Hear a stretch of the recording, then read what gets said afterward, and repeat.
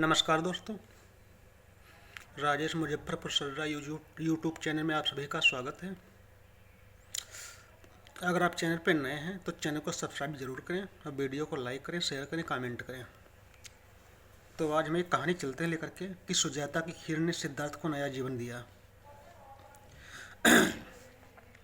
उस समय उर्विल्ल के वन में निरंजना फल्गु नदी कलकल बहती थी।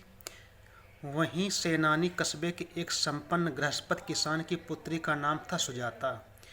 वहाँ के लोग प्रकृति के उपासक थे। वहाँ के लोग जो थे प्राकृतिक को उपासक थे और नदी, पहाड़, वृक्ष आदि देवताओं का वास मानकर पूजते थे।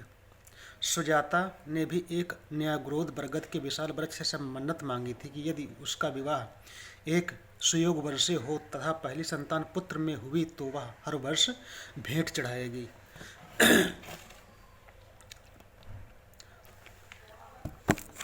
सुजाता का विवाह वाराणसी में हुआ। सुयोग वर मिला, संयोग से उसकी मनोकामना पूरी हो गई।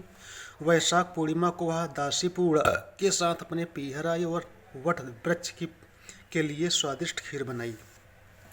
दासी से कहा, पूर्णे तुम पवित्र वट वृक्ष के पास जल छिड़ककर सफाई कर जल्दी आओ, मैं वृक्ष देव को खीर अर्पित करने जा रही हूँ। कठिन तपस्या का मार्ग छोड़कर सिद्धार्थ ने उसी बरगद के वृक्ष के नीचे आसन लगा लिया जिससे सुजाता ने मनौती मांगी थी। दासी पूर्णा ने वृक्ष के नीचे आसन लगाए बैठे सिद्धार्थ को देखा। हालांकि उनका शरीर काफी दुर्बल हो गया था, लेकिन उनकी आभा से सारा वट वृक्ष प्रकाशित हो रहा था। वह अचंभित हो गई। आज हमारे वृक्ष देवता स्वयं अपने ही हाथ से खीर ग्रहण करने को विराजमान है, ये उनके मन में विचार आया।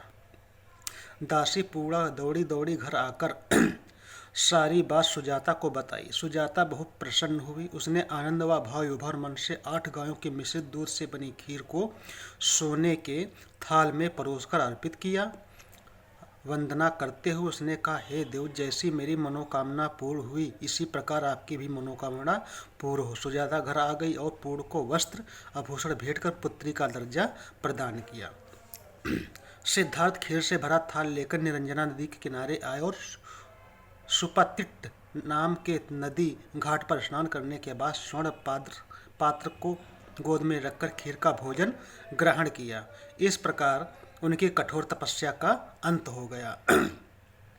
भोजन करके हाथ धोए और थाल को पानी में तैराकर कहा, यदि मुझे आज संबोधि प्राप्त होनी है तो यह थाल नदी के बहाव के विपरीत दिशा में ऊपर की ओर बहे, अन्यथा बहाव की बहते हुए थोड़ी दूर जाके एक भवन में डूब गया। वहाँ काल नामक नाग राजा तथा उसकी पत्नी स्वर्ण प्रभा का निवास था।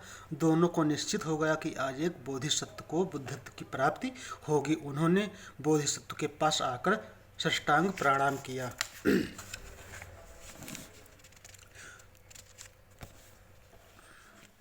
तब उनके वे 5 मित्र चले गए तो सिद्धार्थ अपना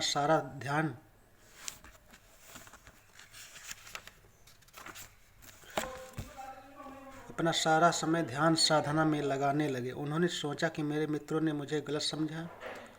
मैं अभी उन्हें सफाई में नहीं कह सकता कि मुझे तो सत्य का मार्ग खोजने में सारी ऊर्जा लगानी है। जब मुझे मिल जाएगा तो उनको जरूर बताऊंगा।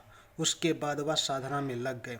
उस रात सिद्धार्थ स्थिर चित्त तथा शांत भाव से सो गए तो 5 तरह के महास्वप्न दिखे। सुबह जागे तो वह समझ गए कि आज उनको बुद्ध प्राप्त होकर रहेगा। स्वप्नों की व्याख्या से वह जान गए कि नए प्रकाश के द्वारा खुलने वाला संबोधि प्राप्त होगा।